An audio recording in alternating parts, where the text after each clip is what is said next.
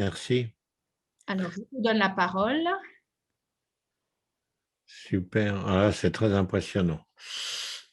Bon, merci beaucoup. Je vais essayer, si j'y arrive, ce serait formidable avec vous. C'est que cette conférence, que j'aime pas trop le terme parce que c'est pas mon truc, les conférences. Je préfère coacher, superviser et enseigner.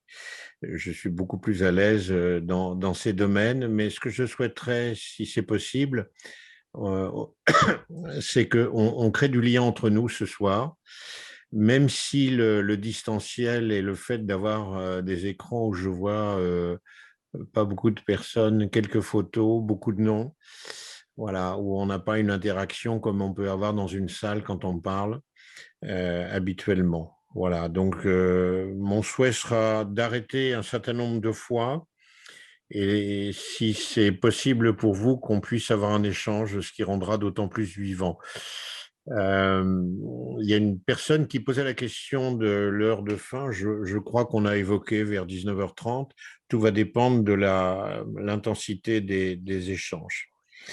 J'ai prévu ce soir en quelques mots, de vous parler de ma bio de façon express parce que elle n'est pas innocente par rapport à ce que j'enseigne, ce que j'ai écrit et ce que j'ai à échanger avec vous ce soir. L'actualité aussi, d'ailleurs, me conforte à la fois, je trouve que ça a été quelque chose d'assez formidable au niveau de la SF Coach, c'est d'imaginer, alors même que la pandémie n'était pas là, que 2020-2021 serait l'année du lien. Je pense qu'on ne pouvait pas mieux tomber avec les événements qu'on est en train de vivre, ce que je mettais dans mon objectif, dans mon propos liminaire. Aujourd'hui, la plupart des personnes sont soucieuses de ce lien, alors qu'il y a encore quelques temps, c'était le partage d'informations qui était l'élément clé. Et j'ai envie de dire que le télétravail, j'étais justement au niveau professionnel à la Fédération Sinov la semaine dernière, et une grosse partie des débats a été avec les petits patrons qui étaient là, dont évidemment les coachs que je représentais cet après-midi-là, ce matin-là, pardon, la question du télétravail et de ses conséquences sur la vie dans les entreprises.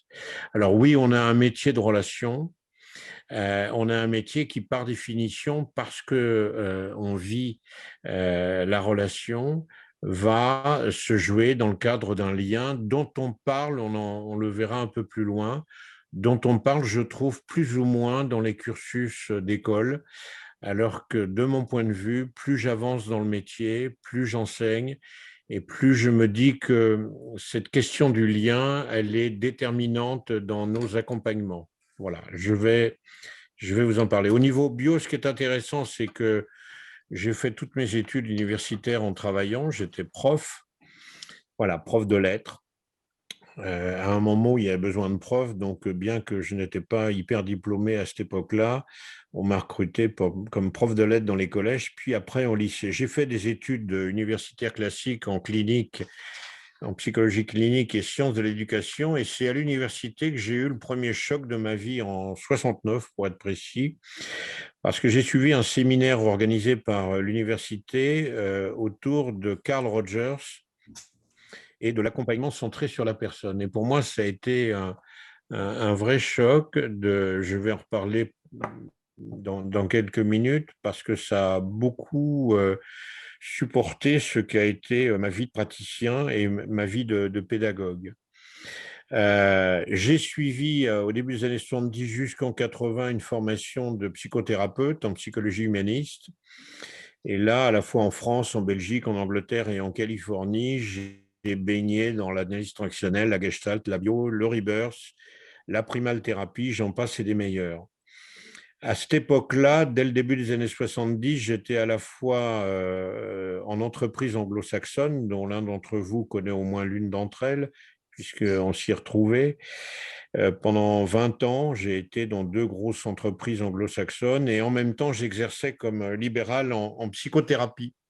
J'étais psychothérapeute pendant 13 ans en libéral et après, j'ai fait un choix de me consacrer à la vie d'entreprise et à la vie de praticien coach et d'enseignant coach. Voilà.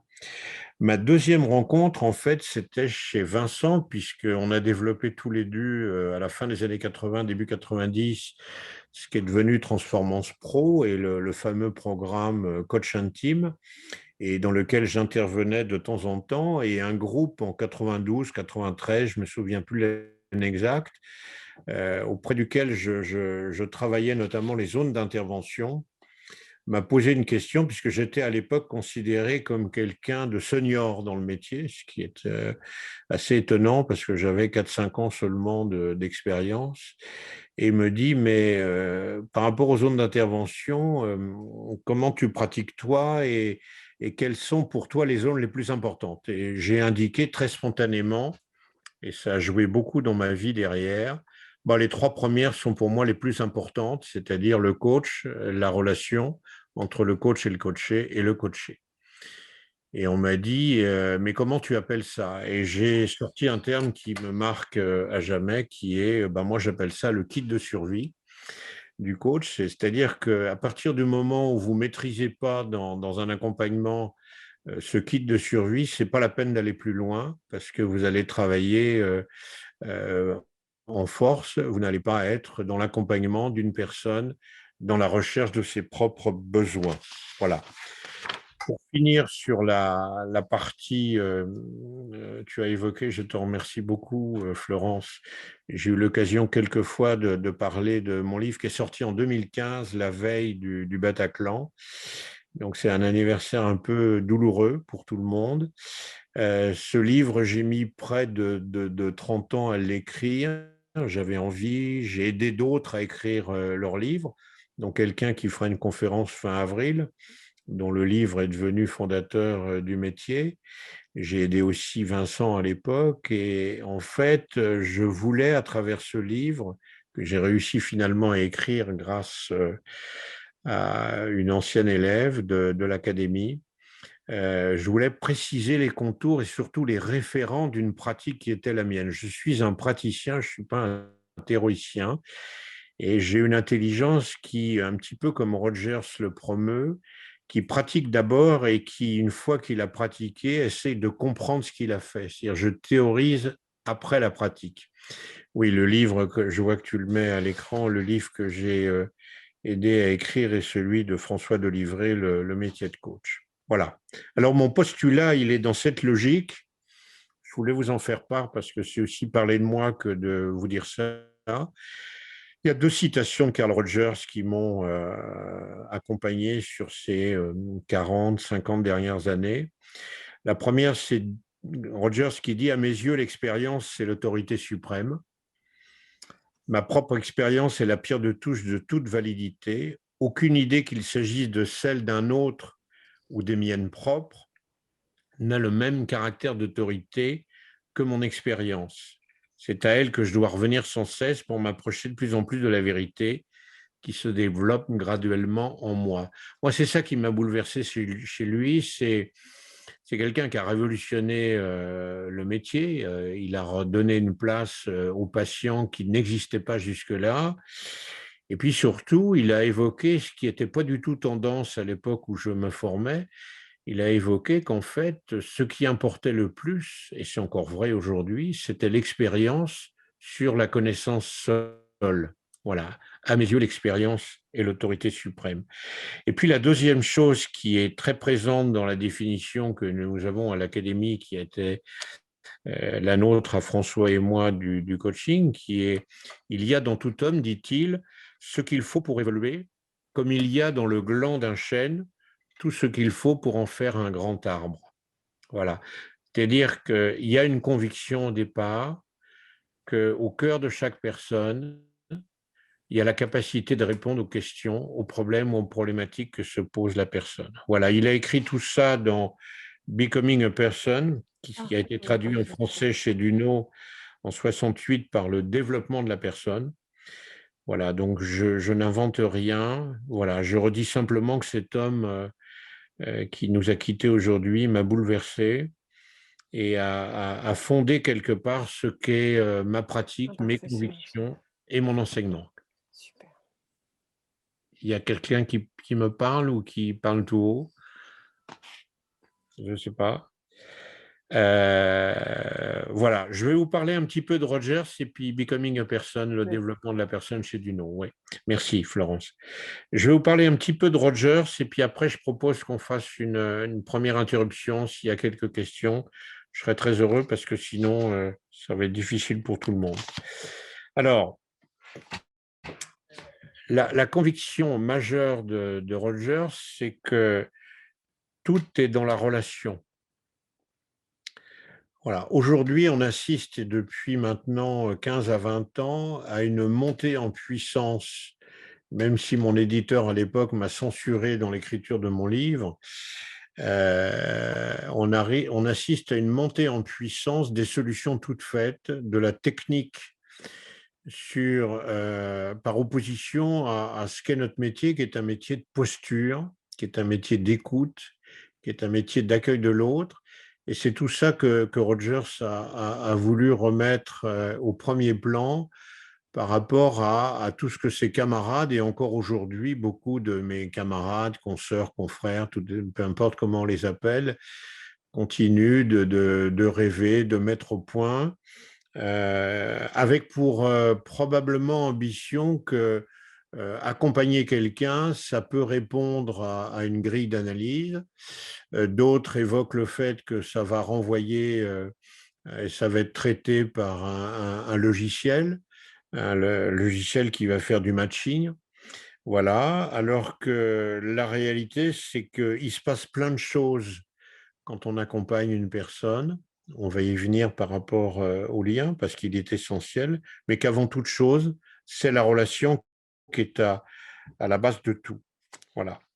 Ce que Rogers pensait, c'était que au fond de chaque personne, il y a la capacité donc d'aller puiser en créativité ce qu'il faut pour répondre à sa problématique, et que notre travail en tant qu'accompagnant, c'était de l'aider à formuler le but qu'il avait envie d'atteindre. Guillaume dit: aucune machine, aussi puissante soit-elle, ne peut donner de sens. Oui, mais malheureusement, Guillaume, c'est pas ce qu'on voit fleurir sur les techniques X ou Y qui aujourd'hui sont présentes dans notre métier d'accompagnant. Voilà.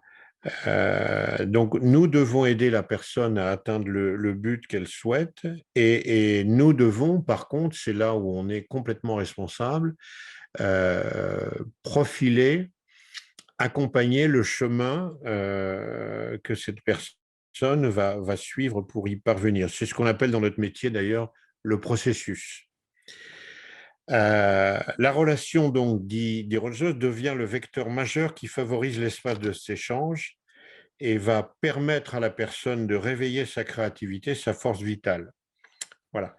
C'est ce qui est majeur dans l'accompagnement centré sur la personne. En fait, il dit, et ça les académiciens le savent parce que je le redis promo après promo, c'est dans la confiance que je vais créer en accompagnant un processus à l'intérieur duquel va s'installer mon client, qu'il va trouver les permissions nécessaires pour accéder à ces solutions à lui et pas les miennes.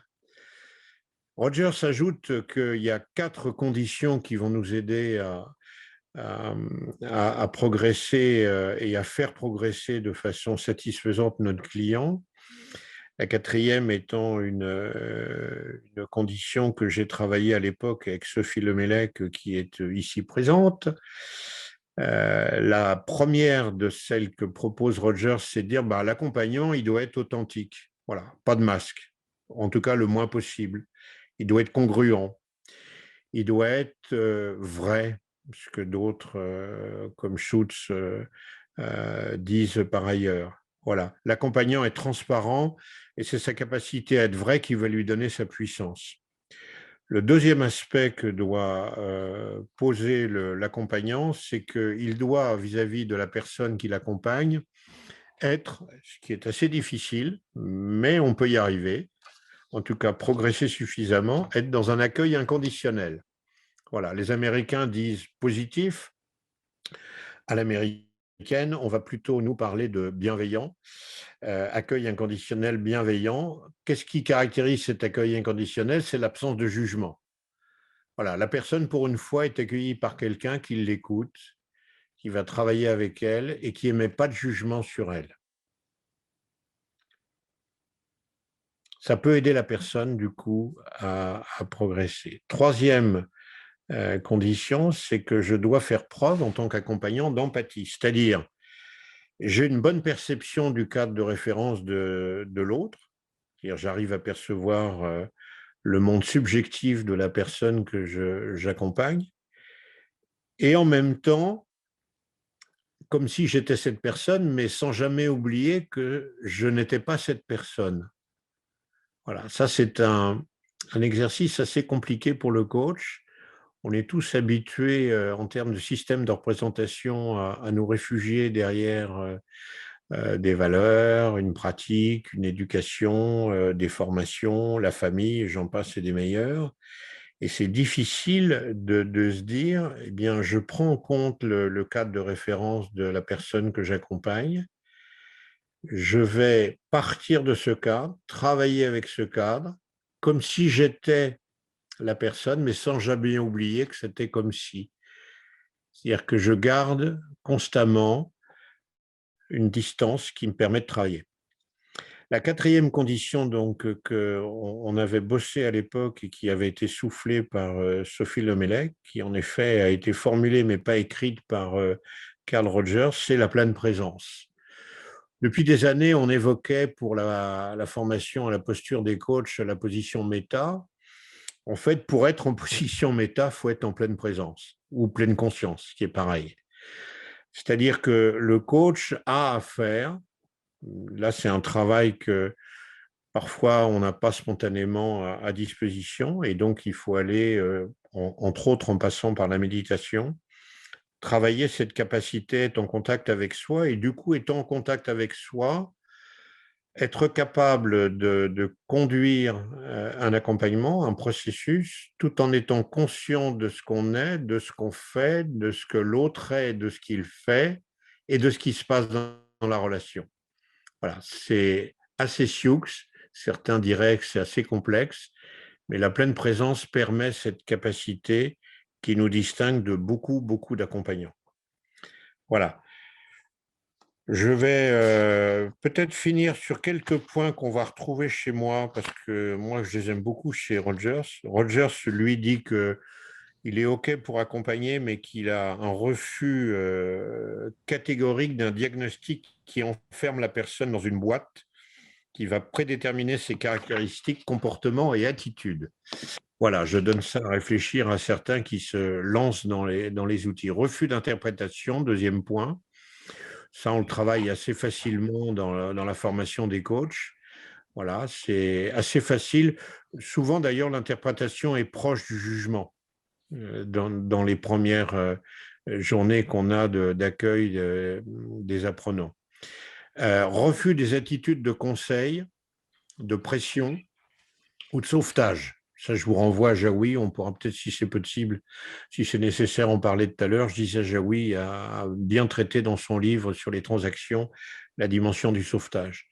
Et puis, qui est lié au refus d'interprétation, un refus de tout jugement moral. Voilà, il n'y a pas du bien, il n'y a pas du mal. Il y a une personne qui a une problématique ou un problème et notre métier, c'est de l'accompagner. Le dernier point que je trouve absolument génial et qu'on pratique à l'école, qui est learning by doing, parce que c'est comme ça que je fonctionne. Voilà, j'apprends en faisant et je pense qu'il n'y a pas mieux que ça pour progresser sur cette intelligence de la relation qui doit être la nôtre. Voilà, avant d'aborder le kit, s'il y a des questions, je suis prêt à répondre, à faire une première pause. Il est 29, je le vois à mon écran. Alors, il y a plein de trucs. Faut que tu m'aides là, Florence. Alors, une petite centaine de personnes qui t'écoutent. Pas de questions dans Pas le de questions, d'accord. pour le moment. Par contre, quelques messages qui corroborent, qui soulignent, qui illustrent ce que tu dis. Et alors, une première question, pourquoi parle-t-on tant de l'écoute rogérienne? Et parce que Roger a mis l'accent là-dessus. On reviendra sur la question de Guillaume que je vois apparaître à l'écran rapidement. Parce que dans l'accompagnement centré sur la personne, ce que Rogers a mis en avant, et c'est là-dessus que Pirouz, tu es formé quand tu suis une formation rogérienne. On parle beaucoup aujourd'hui de formation à la systémique, de formation à l'extractionnelle, qui sont d'excellentes formations lourdes et nécessaires pour certains qui veulent vraiment s'immerger dans le métier. En même temps, je trouve que la Gestalt aussi, beaucoup de coachs se forment à la Gestalt. Je trouve que la formation rogérienne, et dans la formation rogérienne, cette formation à l'écoute qui est si caractéristique de ce que je viens de dire, des convictions de Carl Rogers, c'est ce qui ressort de plus fort. Il a dit plein de choses, il a beaucoup travaillé, écrit sur la pédagogie, sur la vie des groupes, sur la dynamique des groupes, mais ce qu'on retient le plus de lui, c'est qu'il a redéfini ce que devait être l'écoute d'un accompagnant, que beaucoup ont attribué à cette écoute qui est neutre, et en fait, l'écoute neutre, ça n'existe pas pour moi. Je suis d'accord avec Václavic pour dire que un thermomètre modifie la température du bain, c'est-à-dire à partir du moment où on est devant une personne et qu'on est en posture d'écoute, la qualité de l'être qu'on est, l'énergie qu'on a, la manière dont on pose les questions, influence évidemment la relation, ce qui s'échange, ce qui est en train de se dire. La pleine présence, dit, est aussi notre capacité à décoder. Ah mince, aurais-tu une histoire particulière? Alors, j'arrive plus à suivre. Antoine, qui parle d'absence de jugement. Il y avait une petite question sur la différence entre la posture de coach et la posture de thérapeute rogérien. Est-ce que tu peux revenir sur la différence entre coach et thérapeute, peut-être rapidement? Alors ça, j'ai une façon d'en parler qui est assez clivante, c'est-à-dire que le coach, il a une obligation de travailler sur base d'un contrat dans une durée déterminée et des modalités qui ont été négociées auparavant, ce que ne va pas faire un thérapeute. Ça fait près de 50 ans que je suis en travail thérapeutique.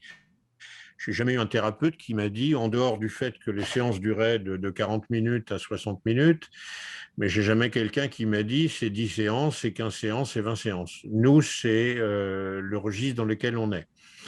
Quand on démarre en coaching, on a un objectif à atteindre. Alors, il est qualitatif, il est quantitatif, il accompagne une personne dans son poste.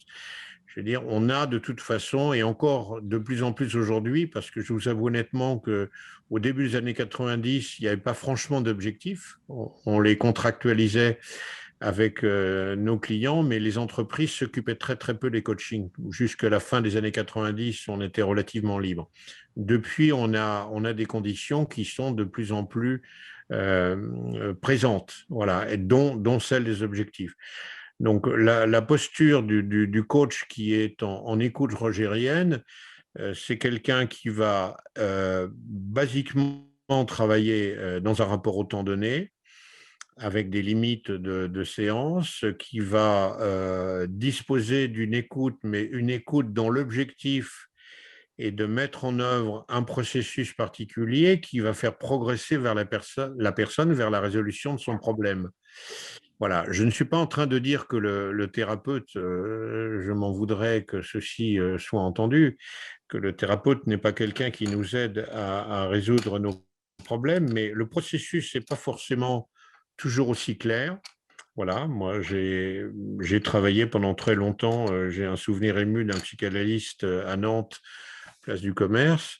En dehors du fait qu'il était derrière moi et que régulièrement j'avais droit en termes de bruit à un, on n'a pas beaucoup échangé sur le mode opératoire, où j'en étais, pourquoi j'étais là, et ainsi de suite. Voilà. Donc j'ai quelqu'un qui m'a apporté ce qu'on appelle une écoute flottante. Alors je ne voudrais pas que mes camarades analystes me tombent dessus. Voilà, on n'est pas dans le même métier. Voilà, je ne sais pas si j'ai bien répondu à ta question, Pirouz. J'ai vu qu'il y avait plein de questions, Écoute, Florence, qui arrivaient. petite question, oui, sur quand tu parles d'absence de jugement, est-ce que tu pourrais l'illustrer par une histoire, par un exemple pour le rendre un peu plus concret? Qu'est-ce que ça veut dire quand on est coach d'être dans l'absence de jugement? Par exemple, je reçois quelqu'un qui, en coaching, donc ça c'est un coaching prescrit, dans une entreprise qui est sous le coup d'une procédure de harcèlement. Voilà, cette personne a été accusée par, c'était un DRH, a été accusé par une collaboratrice dans une grande compagnie d'assurance, a été accusée de harcèlement. Donc automatiquement, il y a un protocole qui est mis en place par la DRH du groupe, et ce protocole, au-delà d'un 360, met en contact cette personne avec un coach. Et comme je suis référencé dans cette compagnie, je me retrouve devant cette personne. L'absence de jugement, c'est évident que le harcèlement, ce n'est pas quelque chose en tant que personne, François Souven, qui est indifférent pour moi. Voilà.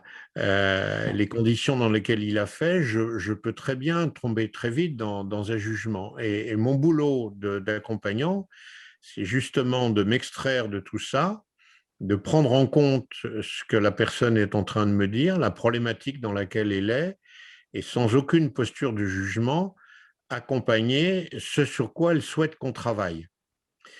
C'est d'autant plus difficile, et je prends volontiers cet exemple, parce que l'expérience que j'ai fait une bonne quinzaine de cas d'accompagnement, de harcèlement dans ma pratique. Je n'ai jamais vu quelqu'un arriver en disant je suis responsable, ce dont on m'accuse, c'est entièrement ma responsabilité. Je suis, alors pas coupable, puisque ce n'est pas le débat. Voilà, la plupart des personnes que j'ai reçues, pour ne pas dire 13 sur 15 de mémoire, très vite, sont arrivées en me disant « j'ai rien à voir avec ce dont on m'accuse ». Voilà. Ce qui est, pour le coach que je suis, on va le voir tout à l'heure, peut-être si on arrive jusque-là, a une tendance peut-être, salut Véronique, je vois que tu écris, a tendance à me mettre dans un contre-transfert. Voilà, parce que ça m'énerve. Je ne suis pas d'accord avec ce que la personne dit. Le problème n'est pas de se retrouver devant un procureur ou un juge d'instruction. Je suis un accompagnant qui est mis à disposition de la personne pour qu'elle puisse parler. Et si on s'extrait, n'est-on pas dans la suspension? Oui, certainement, oui, certainement. Oui, on est quelque part en suspension quand on accompagne, tout en étant présent à l'autre. C'est ça la gageure. Je vais peut-être prendre une dernière question, Florence, puis je Oui, vais il y a répondre sur quelques questions qui sont un l'IRC. petit peu plus éloignées du propos Oui, et qu'on va garder peut-être pour le bas d'estrade tout à l'heure, parce que oui. certains veulent rester. Dernière petite question peut-être, finalement quand tu parles, est-ce que tu nous parles de neutralité? Est-ce que le coach doit être neutre ou sinon ne pas prendre la mission? Ou bien est-ce que la solution est dans la supervision? Donc, c'est une question à double détente. Oui, oui. Alors, je vais répondre que c'est souvent des questions qu'on aborde en supervision, de par mon expérience. Je suis superviseur depuis 1994, donc ça fait quelques années que j'entends des coachs me parler, qui débutent dans le métier ou qui sont seniors. Ce thème revient très très souvent. La neutralité, j'y crois pas du tout. Moi, j'ai envie de dire, un coach a besoin d'être vivant. Donc ceux qui prônent la neutralité absolue en disant le coach doit se contenter de reformulation oublient simplement que même une reformulation, le fait que ce soit moi qui parle en reformulant, j'induis quelque chose chez la personne que j'accompagne. Donc pour moi, la neutralité n'existe pas. Par contre, l'absence de jugement est quelque chose d'important pour moi. La capacité empathique que j'évoquais, la capacité d'être authentique est importante.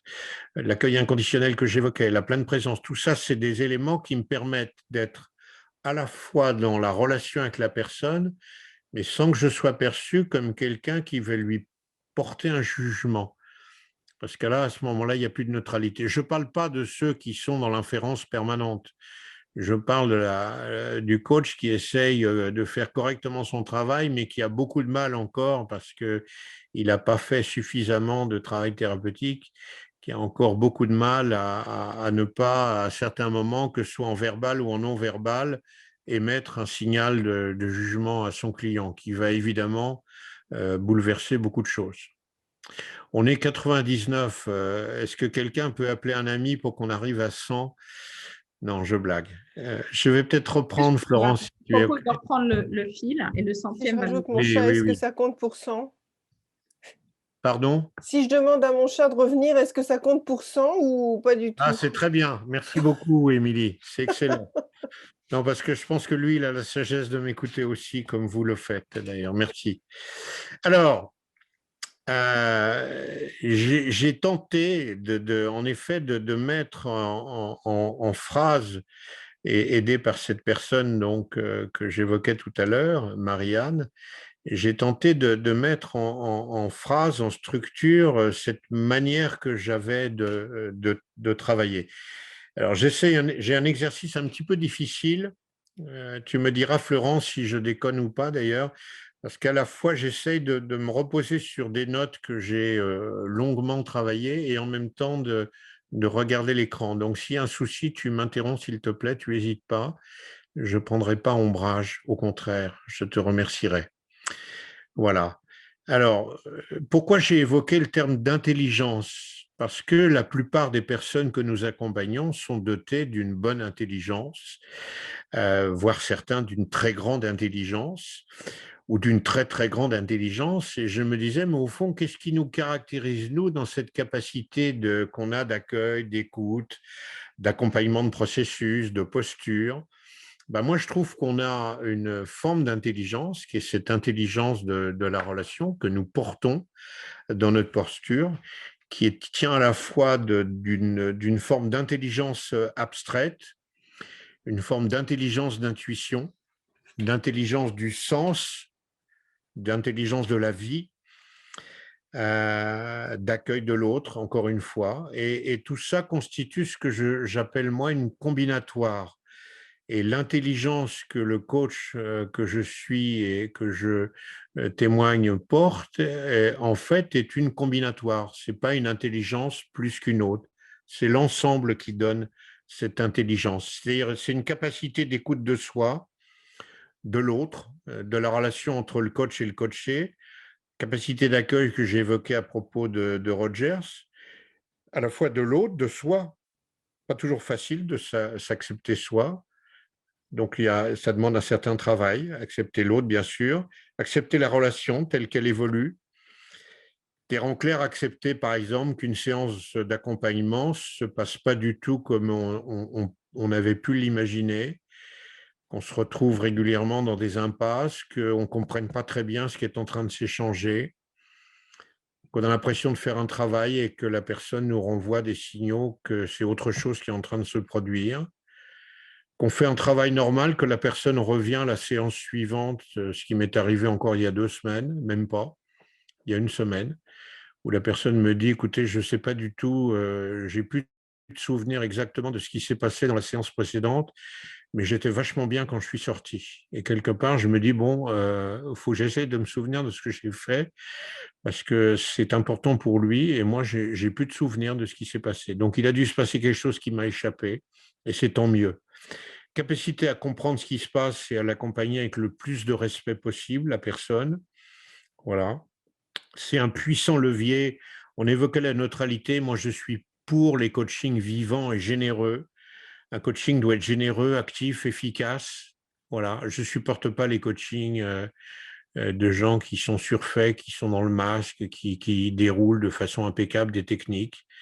Je pense qu'on est des êtres vivants et il y a besoin qu'on soit vivant dans le métier d'accompagnement qui est le nôtre. Pour moi, l'intelligence de la relation en coaching, c'est aussi un tout qui prend en compte chacune des parties. J'ai déjà évoqué, mais c'est mieux de le redire. Ici et maintenant, ça c'est mon passage long en Gestalt qui me fait dire ça, dans un processus structuré, voilà, et vivant. Tu disais quelque chose, Florence, en QI, que j'ai vu passer, mais que je n'ai pas noté. Je suis prêt à m'arrêter. On parle d'intelligence QI, ça c'est Binet. Intelligence émotionnelle, QA, et François Alissi parle d'intelligence relationnelle, tout à fait. Alors, j'espère que je ne serai pas comparé à Binet, Florence, parce que ce n'est pas quelqu'un que j'ai beaucoup aimé quand j'ai fait mes études de psycho, et que j'ai recité d'ailleurs dans mon livre, puisque c'est l'homme qui était capable de dire, quand on lui demandait qu'est-ce que l'intelligence, qui répondait, c'est ce que mesure mon test. Voilà. Je pense que ça répond assez bien à certains universitaires qui pensent qu'ils ont mis au monde la plus grande merveille qu'on pouvait imaginer. Voilà. L'intelligence de la relation, ça permet d'instaurer un processus à l'intérieur duquel on va opérer une démarche. Et moi, je voudrais, si tu veux bien, Mouna, passer le kit de survie. Je vais y revenir parce que c'est un rapport, si tu peux le mettre en écran partagé. Ah, c'est génial, merci beaucoup. Ah non, ça c'est mon livre. Ça c'est Voilà. après. Euh, voilà, merci beaucoup. Je ne connaissais pas. Ah bon, merci Karine. Alors là, vous avez ce que j'ai mis en musique et qui en fait reprend de façon probablement plus vivante ce que je suis en train de vous décliner de façon relativement, même si j'y mets de la vie et de moi beaucoup linéaire. Tu vas augmenter l'affichage de page en zoom, non? Il faut que tu ailles sur le zoom qui est au milieu. Oh non, là on n'a plus rien là. Allez. Tu as plus et moins. Voilà. Et puis voilà. Et tu mets plein écran en haut à droite, un peu avant la croix. Voilà, super. Et puis tu vas descendre un petit peu pour qu'on voit. C'est des PDF, donc c'est pas top top, hein. J'ai qualifié ce kit, et ça va encore mieux parler de ce que j'entends par l'intelligence de la relation, le kit de survie boussole de l'intelligence. Vous avez en effet voilà, trois personnes, puisque la relation, pour moi, je peux la considérer comme une personne. Il y a le coach qui est dans l'écoute active, rogérienne, selon la question qui m'était posée tout à l'heure, qui est dans l'authenticité, l'empathie. Vous avez à droite le coaché qui est consentant. Ça, c'est important aussi. Quand on passe un contrat avec la personne qu'on accompagne dans notre métier, la personne fait une démarche où elle accepte de travailler avec nous. C'est-à-dire qu'il y a un contrat de travail. Je n'ai aucun souvenir de mon travail thérapeutique qui continue encore actuellement, à un moment donné où la personne m'a dit: est-ce que vous acceptez de travailler sous ce mode avec moi? C'est quelque chose qui est tacite dans mon travail thérapeutique, alors que dans le coaching, c'est explicite. Voilà, et la personne est coactive. Et puis, il y a une relation qui en fait, vit à l'intérieur d'un processus et qui a des hauts, qui a des bas, qui a des moments, j'appelle ça d'ailleurs le signal, la bande passante, c'est-à-dire qu'il y a des moments où on est dans une relation qui est très ouverte, où la personne a vraiment son confort, parle et dans la confiance, puis il y a des moments où, par une intervention de notre part, qu'elle soit dans le non-verbal, dans le verbal, qui va se rétracter, ou parce qu'elle atteint un point un peu difficile de son questionnement ou de sa réflexion, qui va un petit peu régresser, qui va bloquer, qui va se mettre en résistance. Le contrôle plus L permet d'afficher en plein écran, nous dit Bruno. Ça, c'est pour toi, Mouna.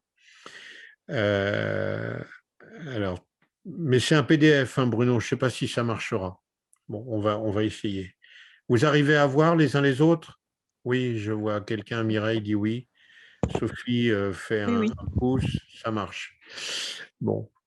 Voilà, la relation, le bas de page complète ce que je suis en train de vous dire. On va revoir dans quelques minutes contact, échange, relation, lien. Et puis ce que j'ai compris, mais après coup du lien, et c'est ça que je voulais évoquer avec vous ce soir. En plus, la relation est au cœur du processus de coaching, c'est le lien qui lui donne de l'amplitude et de la profondeur. Ça, j'y reviendrai. Le coach conscient de son identité et de ses propres limites s'ouvre à l'expérience de son coaché et l'accepte de manière inconditionnelle en respectant sa personne et sa liberté. Voilà, moi, je trouve que cette phrase est très belle. Edgar Morin, que j'admire régulièrement émet des phrases qui me marquent. Là, je trouve que la phrase résume assez bien ce que j'entends par l'IRC, ce que j'entends par posture, ce que je considère comme étant notre boulot. Voilà. Je vais reprendre l'écran, si c'est OK, Mouna. Voilà, on abordera la combinatoire tout à l'heure. Alors, pour moi, et je ferai une pause un peu après, dans la combinatoire, dans l'intelligence de l'oration, j'ai imaginé qu'il y avait 4 étapes. En fait, il y a 3 étapes et une que j'ai pas compris tout de suite et que j'ai compris au fur et à mesure, et que la proposition de Bernard et Florence que je fasse cette conférence entre guillemets ce soir m'a obligé à réfléchir. La première étape, et c'est déjà une relation, disent certains, c'est le contact. Voilà. J'arrive à un rendez-vous, la personne vient vers moi ou je vais vers elle, et il se passe principalement en non-verbal, salut Amélie, du contact. Voilà. Ce contact va initier dès le départ des éléments que je vais retrouver après dans la relation que j'accompagne. Voilà. Si je suis tendu, ça peut m'arriver. J'ai une nature plutôt anxieuse, donc ça peut m'arriver d'être dans une prise de tête parce que j'ai beaucoup de mal avec cette personne à accompagner, ça ne s'est pas bien passé. Voilà, j'ai un souvenir ému d'une personne qui était à un niveau assez élevé dans une très grande banque sur le plateau de la Défense et normalienne de son état, Sciences Po, agrégée, bien sûr, énarque, Cour des comptes, donc j'avais droit à la totale et qui est arrivé en me demandant si je connaissais quelque chose de l'histoire, parce que c'était, salut Lionel, sa formation d'origine. C'est sympa de voir vos visages plus que des noms. Je suis désolé, de temps en temps, je reconnais quelqu'un, donc je dis bonjour. Voilà. Et cette personne, quelque part, m'étouffe d'entrée de jeu. Voilà. Je crois que le contact que j'ai eu avec elle, qui était un contact d'ouverture, qui était un contact bienveillant, qui était un contact authentique, parce que j'ai été pris quand elle m'a demandé. Alors, la question qu'elle m'a posée précise, c'était: est-ce que vous connaissez l'art de la guerre chez les Grecs? Bon, elle n'a pas de peau parce qu'il se trouve qu'à la fac, comme je travaillais et que j'avais un peu de temps, j'ai suivi des cours d'histoire sur la Grèce archaïque. Et donc, j'avais étudié. Mais je lui ai dit, mais je veux bien discuter avec vous de ça, mais ce n'est pas tout à fait ma compétence. Et si vous m'embarquez là-dedans, on ne va pas y arriver. Moi, je suis là pour autre chose. Voilà. Donc, j'ai dit très clairement ce qui se passait. En fait, cette personne ne voulait pas être coachée. Son président lui avait dit, eh ben, tu vas voir Souven, tu n'as pas le choix. Elle arrive, elle a la capacité de me pourrir la vie et elle commence par me pourrir la vie. Voilà.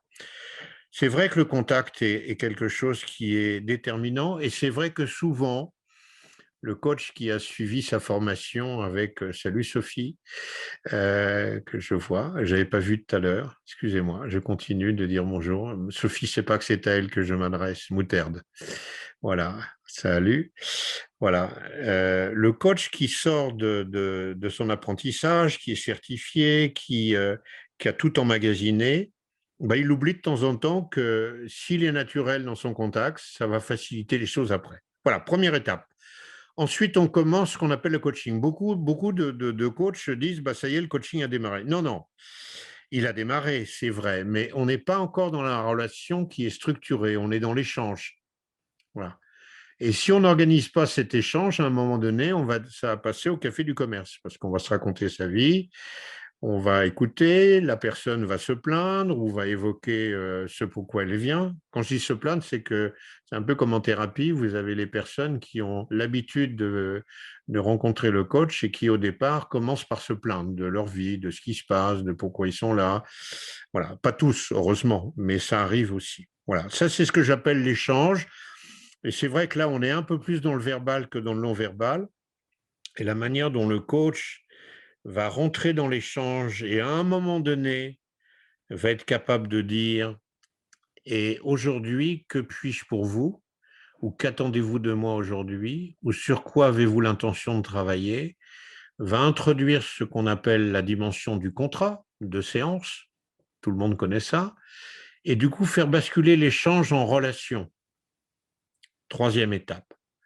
La relation, c'est le moment où la personne que j'accompagne a donné son accord pour que je l'accompagne à travers… On est à 100, ça doit être ton chat, Émilie, ça y est, on est à 100. Bon, c'était un pari. Voilà, je ne sais pas si on y arriverait. Merci à vous, avant que j'ai terminé. Voilà, la relation, c'est le moment où, après le contrat, la personne est co-responsable du coaching. Je me souviens d'une des personnes, et je me demande si ce n'était pas Vincent à l'époque, parmi mes menteurs, parce que comme j'ai eu Vincent, il y a eu Olivier de Villard, Alain Cardon, Édouard Stack et un certain nombre d'autres figures, je ne me souviens plus lequel, mais c'est peut-être Vincent qui m'avait dit ça, qui m'avait dit, t'as beau être le meilleur coach du monde, mais si tu es devant quelqu'un qui n'a pas envie d'être coaché, ça ne le fera pas. Voilà. Ça veut dire que le contrat est un indicateur pour moi de l'intention que la personne a, que je l'accompagne dans ce processus qui s'ouvre devant nous. Et donc, à ce moment-là, on peut parler de relation. À l'époque, je vais revenir sur la combinatoire dans peu de minutes. À l'époque, je disais, puis il y a une quatrième étape, c'est le lien. En fait, c'est faux ce que j'ai écrit avec le recul. Si j'avais à écrire une nouvelle édition, je le présenterais différemment. En fait, le lien, il est présent tout le temps. Il va prendre des formes différentes, il va se nourrir différemment, mais il est présent tout le temps. Dès que la personne, soit on lui demande de prendre rendez-vous avec moi, soit elle prend rendez-vous avec moi, soit au hasard, ça a pu m'arriver de faire des coachings rapides lors de manifestations, la personne vient, s'installe devant moi, le lien a démarré. Voilà. À l'époque, j'ai indiqué, et en effet, j'ai eu tort, je l'ai vraiment constaté petit à petit, j'évoquais le lien comme une quatrième étape. Aujourd'hui, honnêtement, et j'y reviendrai un petit peu après la pause là d'échange questions, aujourd'hui, honnêtement, on mésestime cette dimension-là dans les écoles. Or, je considère, après avoir passé du temps à préparer cette étape d'échange entre vous et moi, je considère que ce qui se passe dans le lien est totalement déterminant de ce qui va se passer après derrière et que le coach est plus ou moins bien préparé à cet aspect-là. Voilà, j'arrête là. Florence, je te repasse la main. Alors, j'ai qu'une partie de l'écran. Frédéric, je ne l'avais pas vu tout à l'heure. Je te dis bonjour. Voilà. Alors, c'est intéressant tes différentes étapes Je te de remercie. représentation Salut, du lien. Barret. Est-ce que tu peux revenir sur ces différentes étapes? Tu parles de connexion, tu parles de contractualisation. Comment est-ce que tout ça se passe dans le monde actuel où nous sommes à distance? Voilà. Et quelle est la troisième étape si la quatrième n'est pas lien? Enfin, je crois on a bien attrapé la première, la deuxième, troisième, quatrième, on n'est plus très sûr. Tu peux nous redonner les trois? Salut Antoine et Xavier que j'aperçois à l'écran. Alors, pour moi, il y a trois étapes et la troisième, elle est très dense parce que dans la troisième, tu vas trouver toute l'articulation de l'accompagnement. Tu as le contact, l'échange, la relation après le contrat, mais pas avant le contrat. S'il n'y a pas de contrat, pour moi, il n'y a pas de relation de travail. Et ça ne veut pas dire qu'il n'y a pas de relation par ailleurs, mais de relation d'accompagnement au sens strict du terme, il n'y a pas s'il n'y a pas de contrat. Et une fois que la relation est contractualisée, je peux dérouler des éléments qui sont liés à mon accompagnement de coach. Donc, je peux reprendre des éléments d'analyse de la demande, je peux reprendre des éléments liés à des aspects que la personne va présenter, qui sont soit des rapports à l'autorité, donc l'autonomie, soit des rapports à l'estime de soi, soit d'autres types de problématiques. Je vous renvoie au curseur qu'avait évoqué François Delivray, qui peuvent être des aspects liés à la personne, liés à ses relations interpersonnelles, à son management et à la responsabilité plus large qu'il peut avoir. Donc, la quatrième étape pour moi, qui est une étape qui en fait est présente dans les trois premières, elle existe dans la relation de par les différentes étapes jusqu'au bilan de coaching. Voilà, jusqu'au bilan du coaching. On avait une petite question complémentaire sur la prise de contact en visio à distance. Est-ce que tu veux commenter ce point avant qu'on passe Alors, aux questions? alors oui, je peux très facilement en parler. J'ai dit deux choses dans ma vie qui ne se sont pas du tout passées comme je croyais que ça allait se passer. Depuis tout petit, depuis que j'avais le permis de conduire, j'avais dit que jamais dans ma vie je n'accepterais de conduire à gauche. Voilà. Jusqu'à ce que je sois obligé d'aller en Irlande, d'atterrir à Cork dans le sud de l'Irlande, de louer une voiture et de sortir de l'aéroport à gauche. Voilà, et j'ai passé une semaine à conduire à gauche et je me suis rendu compte que c'était à ma portée. J'avais dit une deuxième chose, c'est que compte tenu de ma génération, jamais de ma vie je ferai des coachings en distanciel. Voilà, ce qui malheureusement ou grâce à la pandémie m'est arrivé, et je dirais non seulement je fais des coachings en distanciel depuis le mois de mars 2020, mais en mars 2020, on a lancé à l'Académie la première promo qui a démarré en distanciel, ce qui ne nous était jamais arrivé jusque-là. Voilà, ça faisait 30 ans que je faisais des promos en présentiel, un peu plus de 30 ans, donc le contact, sentir les gens, la relation, se faire des bisous, voilà. Et paf, on se retrouve derrière des écrans. Voilà. Dernièrement, j'ai pris quelqu'un, alors totalement en distanciel en coaching, un entrepreneur d'une TPE. Ça se passe très bien. Alors, très honnêtement, moi, je me sens un peu frustré parce que je suis quelqu'un de très tactile et donc sentir la personne, voir la personne, pour moi, c'est important. Et en même temps, je trouve que j'arrive malgré tout à nouer un autre type de relation d'une autre manière que ce que je faisais avant et qui marche quand même. Par contre, je voyais Fabrice Lang dans la salle, qui est un spécialiste du coaching des organisations. Je ne me sentirais pas aujourd'hui, je n'ai pas eu cette possibilité depuis un an, mais je ne me sentirais pas de faire un coaching d'équipe ou un coaching d'organisation uniquement en distanciel. Je ne suis pas sûr. Oui, Lionel, bien sûr, je sais que Florence, par exemple, on a fait depuis des années avec des personnes qui sont des expatriés, bien sûr. Mais moi, je n'avais jamais fait. J'avais jamais fait. Voilà. Est-ce qu'il y a d'autres questions, Alors, Florence? tu as une question sur le lien et la. Est-ce que tu as une différence entre le lien et la relation transférentielle? Comment tu peux articuler ces deux. Alors, moi, je distingue les deux choses. Beaucoup évoquent que la relation et le lien, c'est la même chose quand on lit un petit peu et qu'on écoute les uns les autres. Moi, je distingue la relation au sens coaching du terme, c'est-à-dire l'accompagnement d'une personne, et je mets derrière cette relation tout ce qui caractérise notre posture, de la relation lien, et dans laquelle, évidemment, il y a tout ce qui a trait au transfert. Donc, qui dit transfert dit contre-transfert, et qui dit transfert contre-transfert dit aussi projection.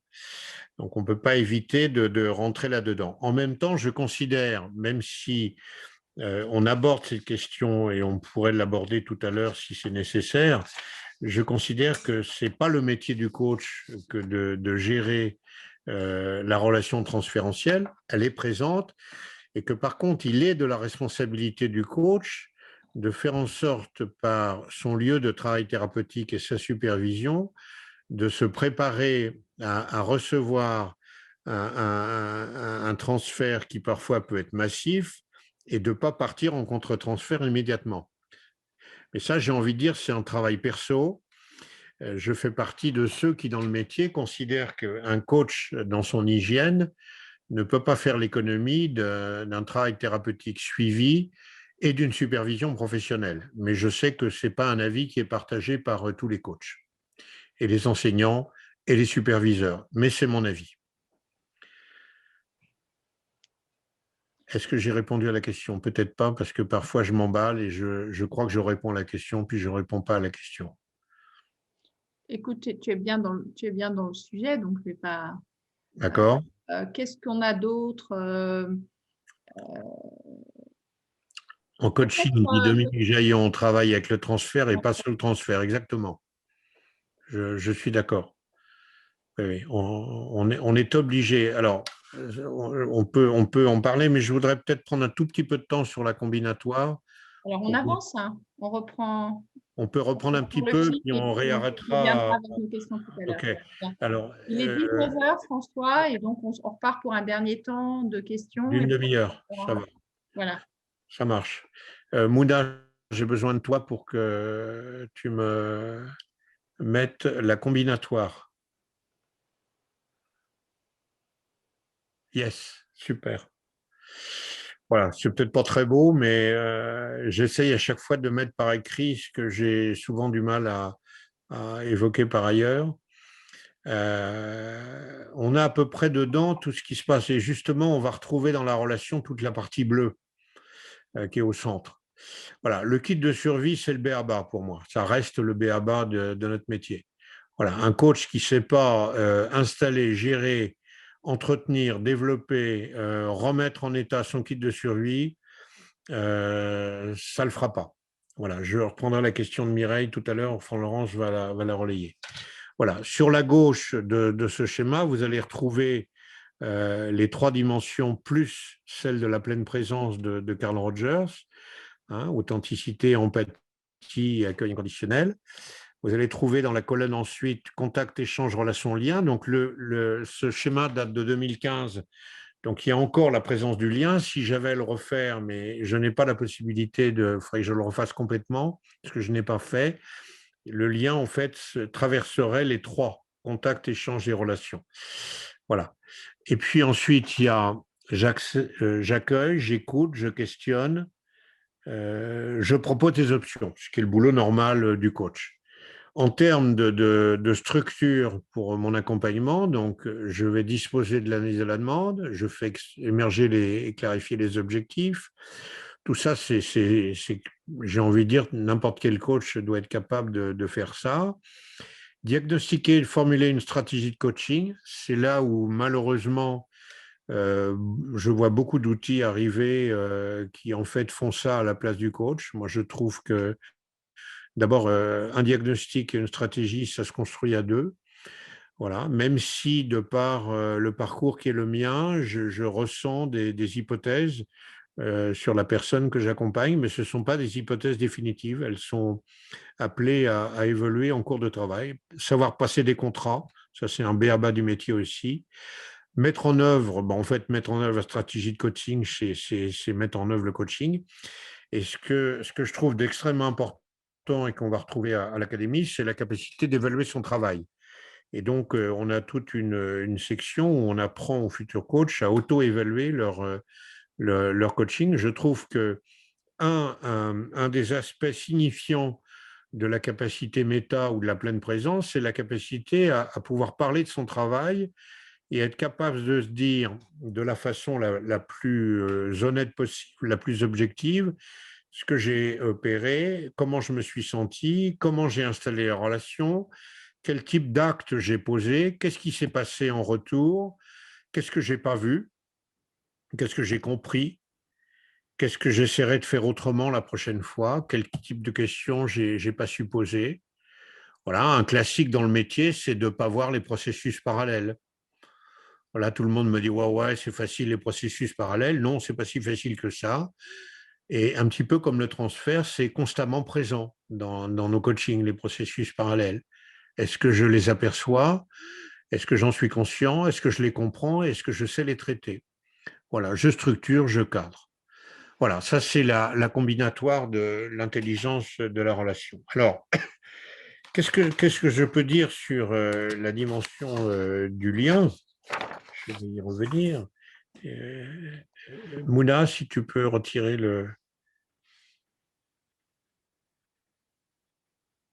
Merci. Alors, si on reprend la dimension du lien, je reprends un exemple de processus parallèle, c'est classique, c'est le client qui est dans une structure qui est très en contrôle et qui va se mettre avec nous dans une position de contrôle, c'est-à-dire contrôle du temps, contrôle de ce qui est écrit, contrôle de ce qui s'échange, contrôle de savoir si on est sur l'objectif. Donc, on va avoir quelqu'un devant nous qui est en surcontrôle et c'est très, très lié pour moi à ce qui se passe dans le transfert parce que assez rapidement, quelqu'un qui devant moi, compte tenu de ma nature, se met dans un contrôle du travail qu'on est en train de faire, je vais être moi en réaction négative. Donc, je vais être très proche d'un contre-transfert parce que ça me fait suer. Voilà. Alors qu'en fait, la personne, elle ne sait faire que ça. Elle est devant une situation qui la met dans l'inconfort et elle fait ça. J'essaierai de développer, Fabrice, si j'ai le temps, la stratégie de coaching. Voilà. En effet, merci. Alors, je reprends. Le contact, si on le fait en rapport avec le lien, c'est la mise en présence. Le contact doit être renoué. Le contact, pour moi, c'est le début du lien. Il n'est pas forcément visible. Mais si on y regarde de plus près, je l'ai évoqué tout à l'heure, la façon dont j'accueille la personne qui est devant moi va commencer de donner déjà la tonalité du lien. On va le voir, je vais en parler, mais je vais prendre un exemple qui a un rapport avec ce lien et du coup du contact qui va s'en suivre derrière. Qu'est-ce que ça veut dire dans une entreprise quand je discute avec la personne qui est responsable du coaching, donc de me mettre en contact avec les coachs référencés, et ça je l'ai eu plusieurs fois dans ma vie, de savoir que la personne préfère un homme ou une femme. Et vous allez me dire que ça, ce n'est pas du lien. Le fait de genrer l'accompagnement que je vais avoir. Parce qu'une fois qu'on démarre comme ça, on peut aussi demander si c'est jeune ou vieux, s'il a des cheveux ou pas de cheveux. S'il n'y a pas de cheveux, je suis foutu. S'il est barbu, pas barbu, enfin ainsi de suite. Je veux dire, mais tout ça, c'est du lien. Tout ça, c'est ce que je vais vous redire tout à l'heure, c'est pas du tout innocent dans ce qui va se passer. Donc, dès le contact, il y a quelque chose qui se passe entre les deux personnes. C'est pas forcément dit, c'est présent. Dans l'échange, ça devient un peu plus visible, la manière dont on questionne. On essaye de dire que c'est un échange, on échange entre deux personnes, mais il n'y a pas d'affect. C'est pas vrai. Il y a un affect quand on échange. Il n'est pas aussi fort que quand on va être dans la relation, mais il y a un affect quand on échange, évidemment. Et puis la relation, alors évidemment, la relation, c'est le monde, on est beaucoup plus dans le sentiment, on est beaucoup plus dans l'émotion, on va être dans la confiance, l'engagement, et l'engagement affectif est plus explicite. Et il n'est pas forcément pour autant nommé totalement. Par rapport à ce qu'on évoquait il y a quelques minutes sur le transfert, ça ne va pas être nommé. Le fait que quelqu'un dans une relation avec moi ou moi dans la relation avec la personne, ça m'est arrivé. Honnêtement, j'ai eu une jeune femme à accompagner, elle était directrice marketing d'un grand lessivier. Et je suis incapable de vous dire ce qui s'est passé, mais ce que je peux dire avec le recul, c'est que ça m'a troublé. La personne m'a troublé. Voilà. Et en fait, j'ai pas pris le coaching parce que je lui ai expliqué ce qui se passait dans cette relation qui était en train de s'installer entre nous deux et que dans ces conditions, je ne me sentais pas capable de faire un bon travail, que je n'étais pas du coup la bonne personne. Voilà, ce qui n'était pas simple, ce qui a été difficile pour moi de ressentir ça, et ça m'a parlé quand je préparais cette soirée. Je me dis, mais moi aussi j'ai vécu ça, et une personne qui me trouble, voilà, ça renvoie au lien, ça revient au sentiment amoureux, ça probablement c'est une sorte de projection que j'ai faite sur la personne. Et donc, j'ai impacté d'entrée de jeu ce que pouvait être mon accompagnement. Et du coup, je ne pouvais plus travailler correctement. Et je me suis senti normalement obligé, dans mon authenticité, de lui dire je suis désolé, en fait, je ne suis pas la bonne personne. Je ne vais pas être capable de travailler avec vous. Voilà. On peut peut-être reprendre un peu les questions parce que je vais aller un petit peu plus loin sur ce qui se passe derrière. Alors, il y a des gens beaucoup plus compétents que moi pour évoquer transfert, contre-transfert, projection dans la salle virtuelle. donc je l'aborderai rapidement. Est-ce qu'il y a des questions, Florence, que tu as vues passer qui pourraient… donc, il y a la stratégie, un exemple de processus parallèle, je pense que j'ai répondu.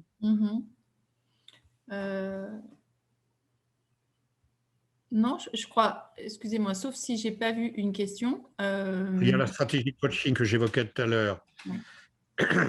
Alors, la stratégie de coaching, pour moi, hein, je pense que d'autres le formuleraient autrement, c'est un ensemble qui intègre ce que la personne a souhaité travailler avec moi, donc le contrat qu'on a passé d'objectif. Pardon.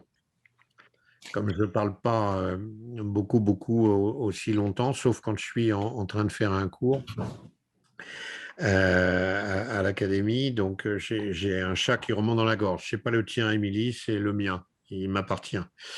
Donc, il y a ce que la personne a contracté avec moi, contractualisé, ce que je ressens de la personne, là où j'en suis, là où en est la personne,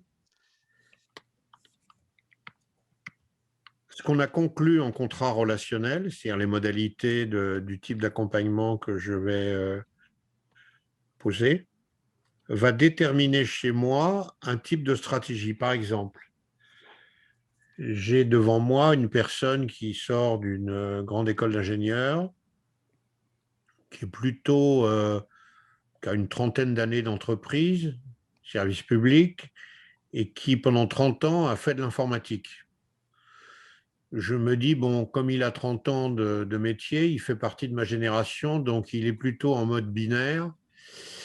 Il n'est pas dans ce qu'on fait aujourd'hui en matière d'informatique, donc il est 0-1. Donc ça veut dire qu'il va avoir une tendance, et c'est ce qui s'est passé d'entrée de jeu, à me dire une séance c'est comment vous l'organisez, combien de temps ça dure, est-ce qu'il y a 2, 3, 4 phases dans une séquence de coaching, voilà une séance. Voilà, ma stratégie de coaching va tenir compte de tout ça et va faire en sorte que je ne vais pas brusquer la personne tant que ce n'est pas nécessaire dans son cadre de référence. Donc, ma stratégie la stratégie, c'est tout ce que je vais mettre en œuvre pour atteindre l'objectif, tous les moyens que je vais mettre en œuvre pour permettre à la personne d'atteindre son objectif, va tenir compte de tout ça. Voilà. Si c'est nécessaire, soit parce que la personne est dans une impasse, soit parce que la personne est dans un interdit, je vais recadrer et donc je vais modifier cette stratégie en fonction de ce qui est en train de se passer. Voilà, je ne sais pas, Fabrice, si j'ai bien répondu. On prend un peu plus de temps, mais de façon brève, c'est comme ça que je dirais que je mets en œuvre ma stratégie quand j'accompagne quelqu'un. Voilà. Je me permets une question, François, qui me vient là. J'ai un souvenir très précis du jour où tu m'avais expliqué la théorie organisationnelle de Berne, la structuration du temps, et tout ce travail pour passer de l'observation au rituel, de monter progressivement par les passe-temps et l'activité jusqu'à l'intimité relationnelle. Et cette recherche de moments un peu hors du temps où on a vraiment dans l'intimité relationnelle. Et là, en t'écoutant, je me dis, ce que tu nous proposes de faire, c'est d'aller directement dans l'intimité relationnelle, c'est de rechercher ce niveau du haut de la pyramide, comme si pour coacher, il fallait être dans ce niveau-là d'intimité et que et que c'est ça que nous devons rechercher pour être vraiment puissants. Ouais, alors ça, je ne sais pas bien répondre à ces questions. Si tu interroges les transactionnalistes, ils vont te parler de l'économie du temps et évidemment, ils vont avoir le même terme que le tien, ils vont te parler d'intimité. Je ne recherche pas l'intimité forcément avec la personne.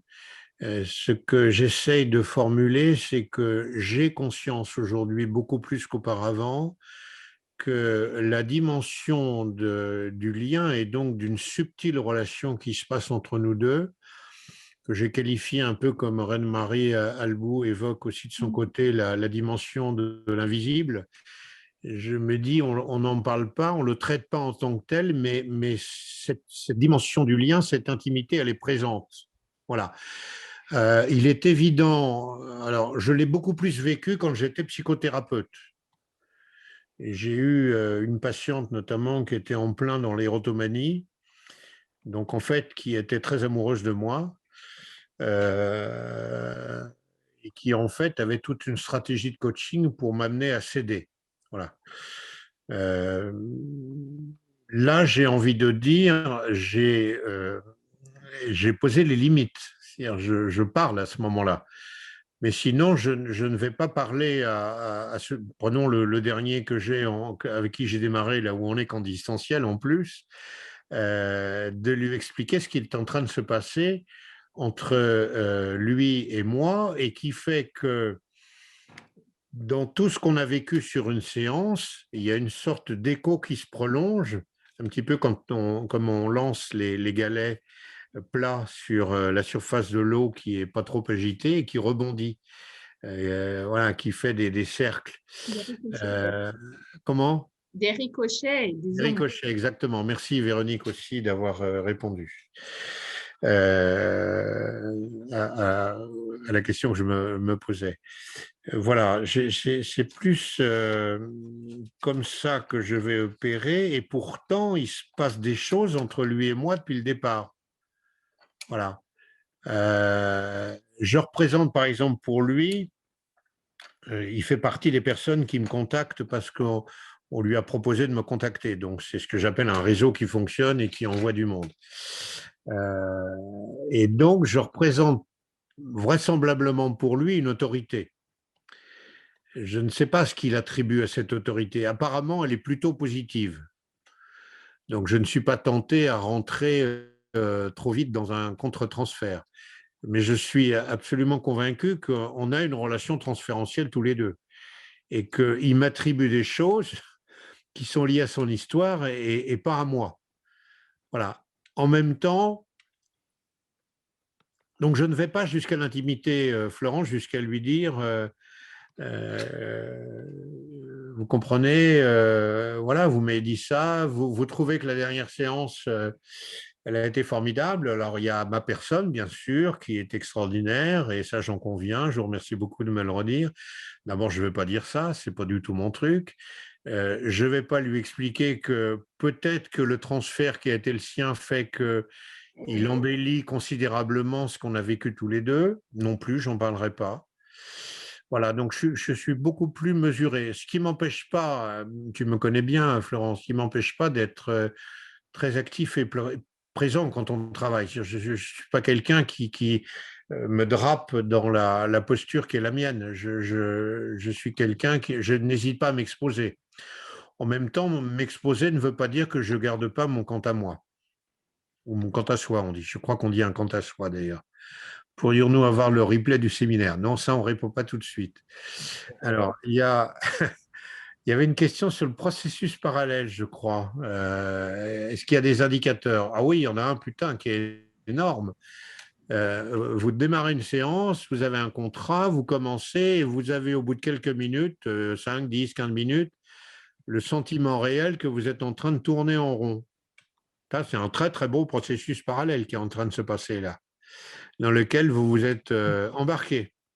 Voilà. Pourquoi on tourne en rond? Ça, c'est autre chose. Il faut arriver à le trouver. J'ai envie de dire, le coach qui ne donne pas dans la dentelle va dire à la personne, je vous arrête, là j'ai un problème, on tourne en rond depuis tout à l'heure. Ça fait peut-être sourire, mais ça se passe comme ça quand on fait les mises en situation parfois d'apprentissage. Voilà, le coach qui a un petit peu de métier va faire une métacommunication, va exprimer qu'il ressent comme une difficulté, un malaise, demande à son coaché s'il ressent la même chose. Et petit à petit, on va, si c'est pertinent, aborder cette question de pourquoi on tourne en rond. Qu'est-ce qui fait que la personne, par exemple, on peut tourner en rond parce que la personne évite. On peut tourner en rond parce que la personne est confuse, elle n'arrive pas à formuler. Elle est confuse parce que c'est difficile pour elle. Et que quand c'est difficile, elle ne trouve plus ses mots. Voilà, il y a plein de raisons qui font que on va développer, le coaché va développer un processus parallèle. Donc ça, c'est assez fréquent le tourner en rond dans le métier qu'est le nôtre d'accompagnement. Assez fréquent. Une dernière petite question avant peut-être de reprendre si tu veux nous exposer autre chose. Est-ce que tu partages ta stratégie de coaching avec Ah, ton oui, la coaché? question Est-ce était que c'est posée. explicite?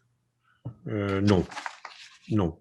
J'ai beaucoup. Alors, je suis comment je fais attention à ce que je dis parce que j'ai certains confrères, consoeurs qui ont tendance à parler du type d'approche qu'est la leur, de ce qu'ils font, des outils qu'ils utilisent.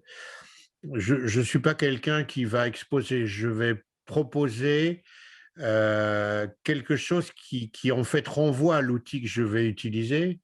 Par exemple, je vais évoquer avec une personne qui a besoin d'aborder la dimension de l'autonomie. Je vais aborder avec elle, si elle est d'accord, bien sûr, la question du rapport à l'autorité, qui est très lié à l'autonomie. Et c'est par ce rapport à l'autorité que on va cheminer on va cheminer autour des 4 cadrans de l'autonomie, dépendance, contre-dépendance, indépendance, interdépendance. Et la 5e, comme dirait Vincent, qui est la capacité en effet à se positionner là où il faut, quand il faut et comme il faut. Voilà.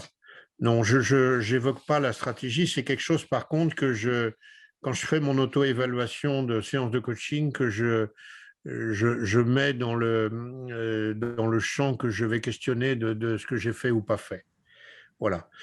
Moi, il me reste quelques minutes. Moi, ce que j'ai envie de dire, c'est que le lien, en fait, qui est notre thème d'année et que moi, j'ai beaucoup travaillé ces derniers temps, en fait, est quelque chose qui va poser problème au coach. Parce que ce lien qui est présent quoi qu'il arrive, qui peut être la plupart du temps qui est de nature transférentielle, on l'a revu, mais qui va prendre des formes très très différentes, va dans beaucoup de cas entraîner chez le coach une réaction. Et c'est ça qui pose problème.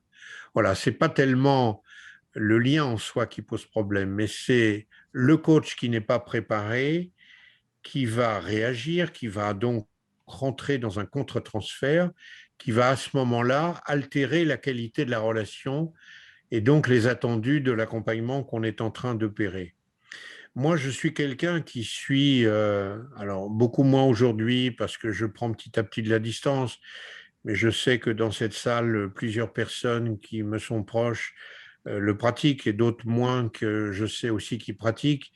Le fait qu'un coach s'entretient, c'est-à-dire travaille dans un lieu d'accueil thérapeutique, ce que j'appelle moi un lieu de travail thérapeutique, pratique ce qu'on appelle de façon régulière la méditation, c'est-à-dire le temps pour soi. Émilie, dans un de ses livres, évoque beaucoup cette notion du silence, qui est aussi pour moi la dimension du retrait.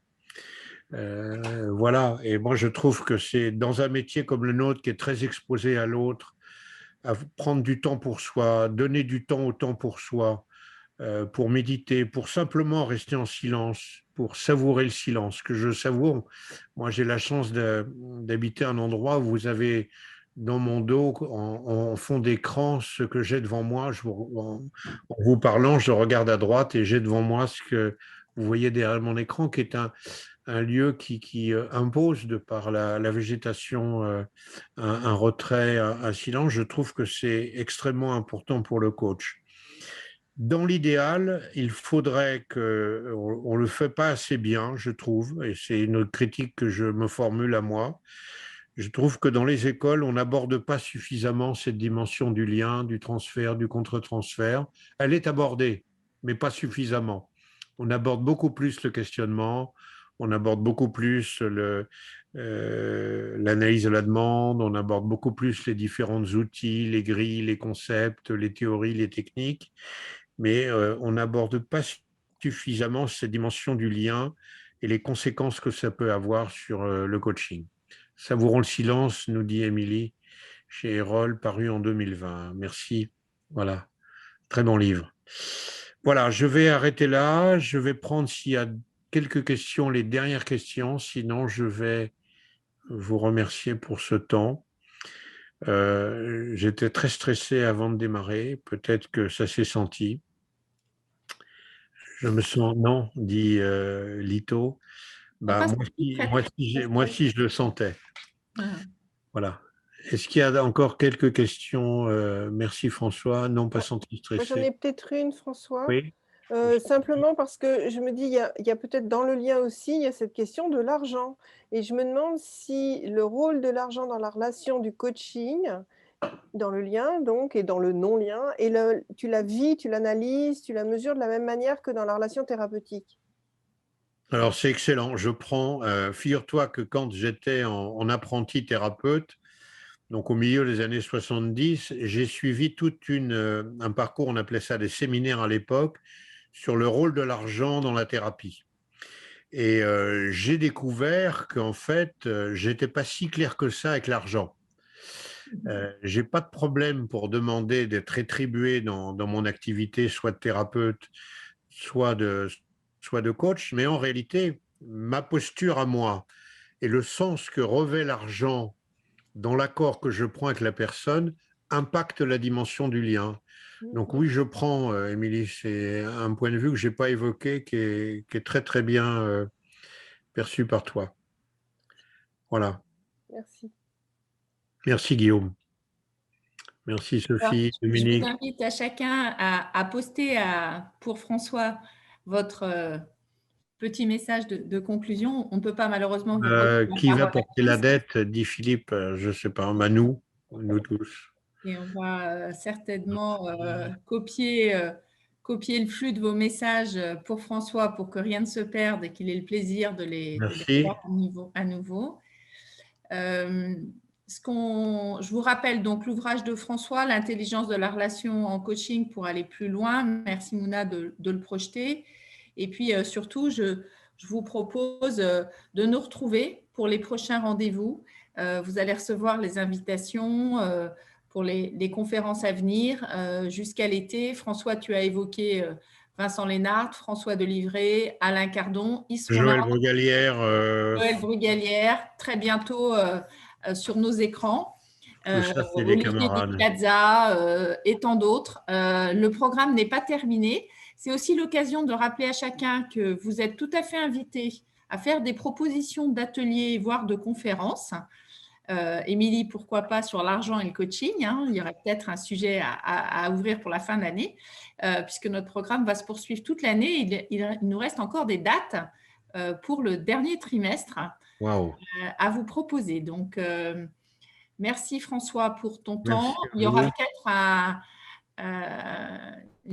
une descente d'estrade, l'on dit. Il n'y aura pas une signature de livre, mais pour ceux d'entre vous qui souhaitent rester, vous êtes les bienvenus pour converser librement. On va ouvrir nos micros, te saluer en applaudissant et puis vous dire à bientôt pour ceux qui nous quittent et pour ceux qui veulent rester. François est encore là avec nous jusqu'à 20h, je crois. Merci. Merci. Merci beaucoup. Merci beaucoup. Merci. Merci. Merci François. Au revoir. Applaudis François, même toi t'applaudis François. À bientôt François. Attends, il faut attendre que ça bouge si quelqu'un me pose une question. Moi, j'en aurais une peut-être, François, autour de l'évolution du lien. C'est-à-dire, on a parlé de la technologie, on a parlé, OK, la présence, le distanciel, hein, mais à part ça, est-ce que tu as ressenti avec l'expérience dont tu nous as retracé un peu le chemin, qu'il y a une évolution dans la nature du lien, dans la manière dont les clients l'établissent, dans la manière dont toi tu la vis, vu l'expérience? Est-ce qu'il y a quelque chose à dire du côté chronolien, entre guillemets? Alors, je ne suis pas compétent pour... je n'arrive pas à te retrouver, ce qui est désagréable pour moi, parce que j'aime bien m'adresser à la personne. Je suis là. Oui, ah, ça y est, je peux Si voir. tu parles, Émilie, tu Je parle, je ne fais que ça. Regarde, sur une extravertie comme moi, je ne fais que ça de parler. Regarde comment que je suis bien. D'accord. Salut Daniel, que je n'avais pas Ça y est, vu. tu m'as d'ailleurs. retrouvé, François, c'est bon? Oui, oui, je t'ai retrouvé, Émilie. Et je vois Daniel que je n'avais pas vu tout à l'heure. Alors, J'étais sur la question de l'évolution du lien, François. C'est-à-dire, oui, au-delà oui, de la oui. technologie, est-ce que tu as ressenti… Je suis pas compétent pour parler du lien avec le distanciel. Je sais qu'il y a des groupes. Non, mais François, justement, c'est parce que je voulais qu'on s'écarte. Entre 90 aujourd'hui. Entre 90 et aujourd'hui? Est-ce que tu as ressenti une évolution dans la nature des liens que les clients établissent avec toi ou toi dont tu entres en relation avec les autres? Dans ta conférence, je notais à un moment donné faire basculer de l'échange à la relation, ce qui était intéressant Oui, j'ai entendu. comme passage, tu vois. Oui. Alors, ça va dépendre des niveaux de clients. C'est-à-dire, au niveau des dirigeants que j'accompagne, et c'est le cas depuis de nombreuses années, je trouve que le lien est plus ténu qu'auparavant. Dans les années 90, on avait un lien plutôt dans la distance, la réserve. Aujourd'hui, je trouve, alors, faut aussi ramener les bons paramètres. C'est-à-dire que j'ai pas le même âge qu'il y a 30 ans, Et oui, enfin, je je crois crois. Et donc, je suis passé par un âge où j'avais l'âge des personnes que j'accompagnais, puis j'étais un peu plus vieux, puis je suis nettement plus âgé qu'elles. Et donc, je trouve que la nature du lien que j'ai avec ces personnes a énormément changé et qu'il y a beaucoup plus de liens qui sont dans l'empathie, au sens simple du terme, qu'il ne l'était avant. Voilà. Mais en même temps, je relativise parce que je pense que le fait, par exemple, que j'ai cet entrepreneur TPE qui vienne vers moi sur recommandation de quelqu'un, mon lien, il est biaisé d'entrée de jeu. Il y a Voilà. une alliance qui est avancée un Oui, il y peu. a une bien sûr. alliance qui est de sorte préétablie. Alors après, vis-à-vis des personnes au niveau intermédiaire, que j'accompagne moins maintenant, mais que j'ai accompagné jusqu'à ces dernières années de façon intense, je trouve que ce qui a beaucoup bougé, c'est, je l'évoque dans mon livre d'ailleurs, c'est j'ai rencontré beaucoup plus de personnes dans la souffrance au travail que je ne rencontrais auparavant. Et beaucoup plus de personnes, y compris à l'école d'ailleurs, parce qu'on se faisait la réflexion au niveau de l'école qu'entre 2000 et 2015-2020, la population des participants aux promotions n'est pas du tout la même. Et qu'on a un niveau d'attente de travail sur soi qui est infiniment supérieur à ce qu'on a connu au début des années 2000 ou au début des années 90. Tu vois, au début des années 90, Vincent a écrit en 92 les responsables porteurs de sens, et donc on était très dessus tous les deux.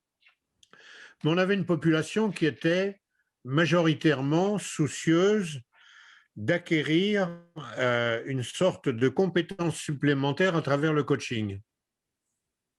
Et la dimension du sens aujourd'hui, elle est incontournable quand tu travailles avec des cadres sup ou des cadres dirigeants, par exemple. Voilà.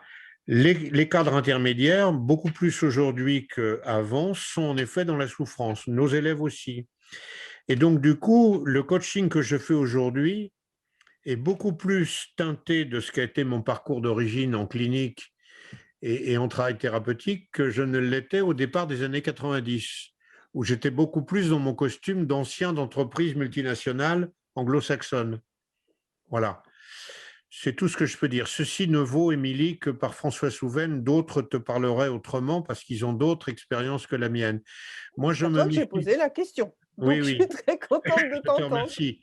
Je dis ça au passage parce que je me méfie beaucoup des personnes qui ont un jugement définitif sur tout ce qui se passe au plan sociologique. On est envahi de ça depuis le mois de mars 2020. Ça n'a jamais été pire qu'auparavant. Oui, tu sais, Chacun a regarde ce son que mot à tu nous as dire. cité dès le début de ta conférence sur cette citation sur l'expérience. Ben voilà, tu Oui, te bases sur ton expérience pour nous exact. commenter ton ressenti. Moi, ça me va bien. Merci en tout cas. Merci, Émilie. Voilà, s'il y a d'autres points, Amélie de Mode, oui, c'est gentil. Merci.